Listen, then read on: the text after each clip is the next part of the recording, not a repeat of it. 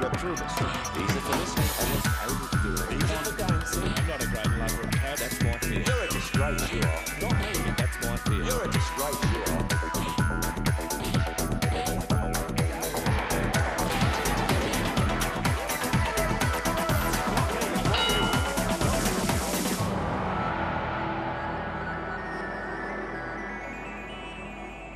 Hello and welcome to Shadowboxing. Today my guest is Andrew Sullivan, who is standing for Fremantle as a Green candidate.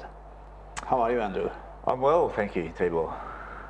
I think first time when I met with you by accident I was filming some protest somewhere in the beaches of Fremantle. So what's changed in the past 10 years for Andrew, who known as an activist for the people of Fremantle and surrounding areas on developments and on different projects?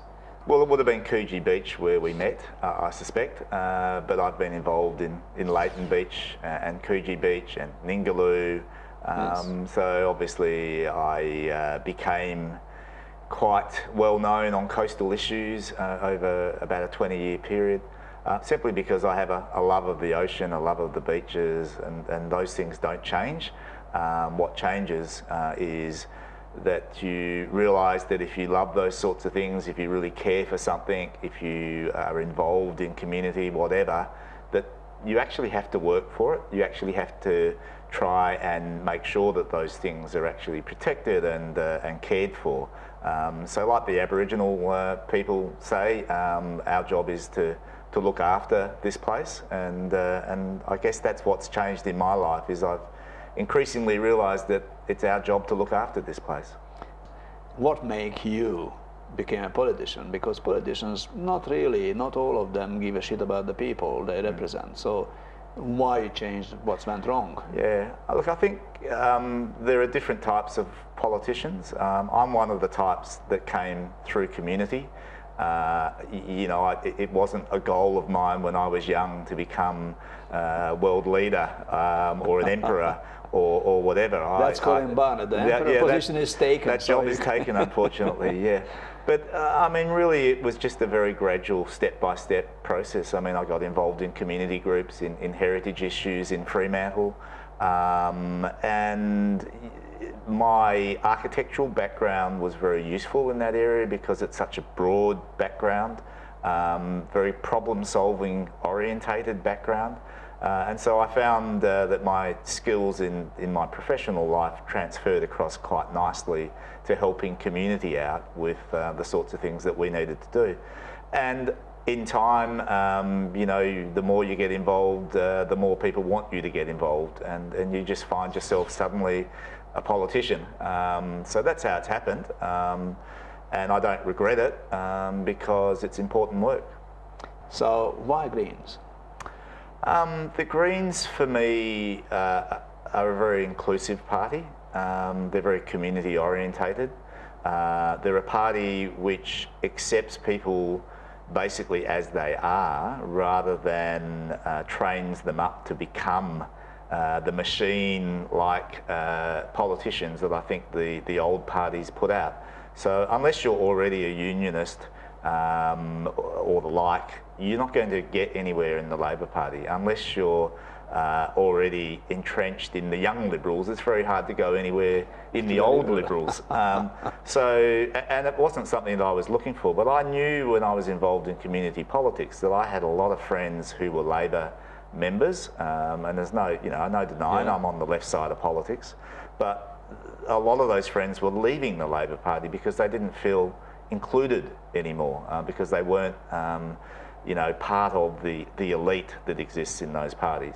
So a bit of disillusionment? Well, I just kept seeing it everywhere I looked, and so when I was involved in the community issues, the beach issues, we certainly found that working with the Greens was productive, and they were helpful, and so it was just a natural progression to end up in Green politics. But as I've learnt more about what all of my friends in the Greens stand for, I've become more convinced that the way we go about politics and the way we go about making decisions is actually a much better form of delivering community outcomes into the parliament.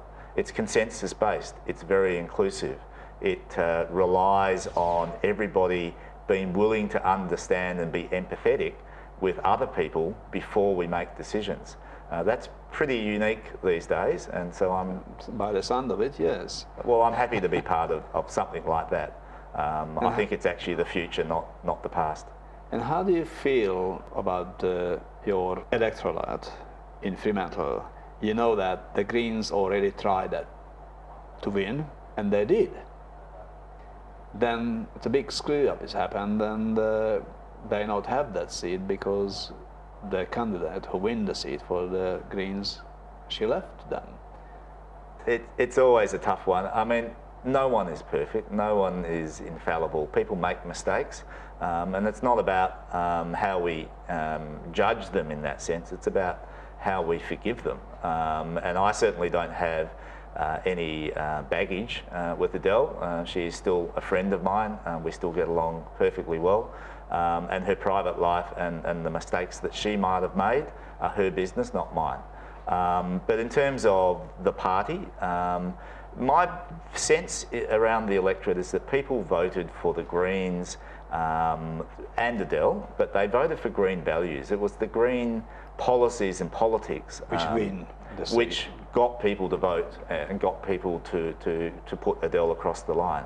And I'm not saying that some people didn't vote for her personally. Of course, there is always that element, but the vast majority voted for the idea of the Greens, and that hasn't changed. And in many ways, I represent the same sort of background as Adele did. We both came through community, so I offer the community very similar traits to what Adele offers, but I don't think I'll be caught out in quite the same sort of private situation, obviously, that she was.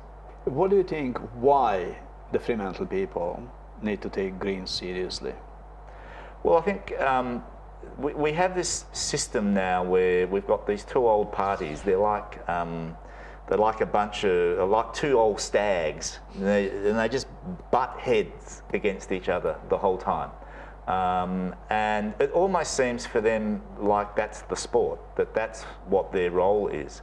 What the Greens stand for is actually a more consensus-based approach. We'd actually like to bring the best of the Libs and the best of Labor together with the proper community views out there and actually see what we can do. I'm not interested in, and the Greens typically aren't interested in, fighting over the things that we don't have in common.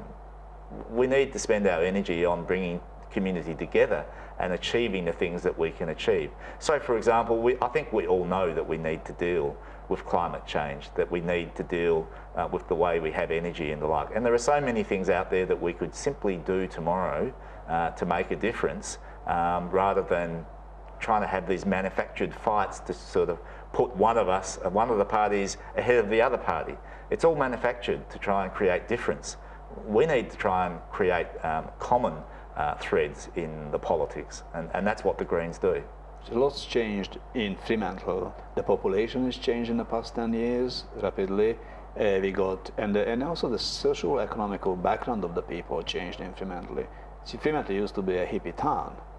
And a working class town and before that. Before that, it's a working class town. So how do you describe now Fremantle, Andrew?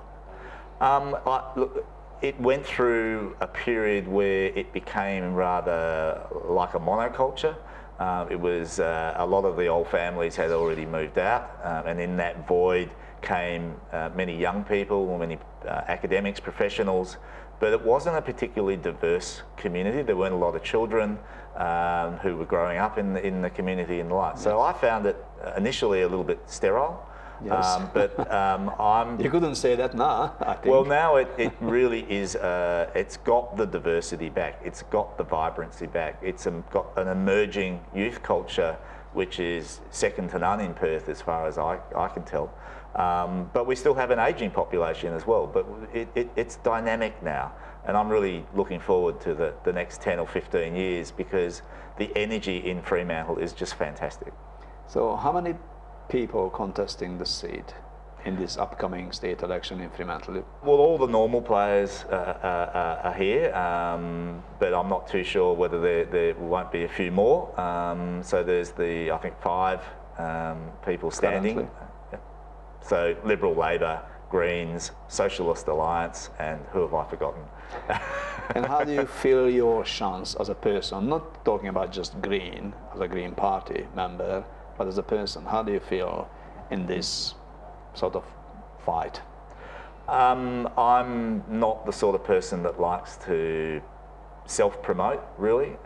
So it doesn't come naturally for me to put my head on posters and plug them all around town. And How do you do your promotion then? Very word of mouth. It's very, politics needs to be face to face these days.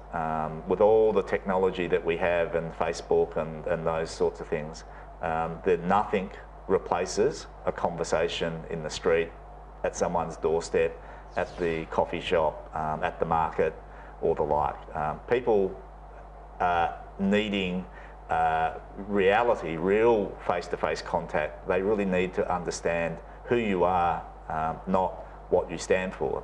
They need to be able to judge you. On that note, Andrew, we have to go to a short break, but stay with us because after the break we're coming back more on shadowboxing.